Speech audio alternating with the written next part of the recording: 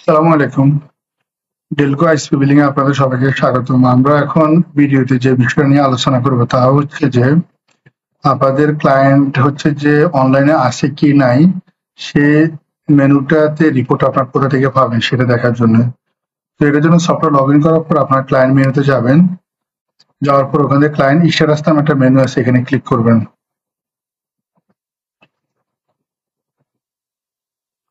এটা একটু সময় লাগে যেহেতু এটা হচ্ছে যে মাইক্রোটিক থেকে ডাটাটা হচ্ছে যে সিক্রোনাইজ হয়ে আপডেটটা আসে, যার কারণে এখানে একটু টাইম নেয়। এই সময়টা একটু আপনারা অপেক্ষা করবেন।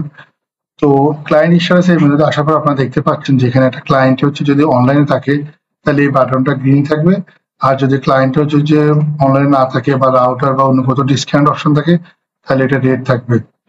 তো আশা করি আপনার এই ভিডিও দ্বারা বুঝছেন যে আপনাদের যদি ক্লায়েন্টগুলোর স্ট্যাটাস কার কি অবস্থা সেটা দেখার জন্য আপনার ক্লায়েন্ট স্ট্যাটাস মেনুতে আসলে আপনারা বুঝতে পারবেন যে আপনার ক্লায়েন্ট কি অনলাইনে আছে কি নাই। ধন্যবাদ সবাইকে।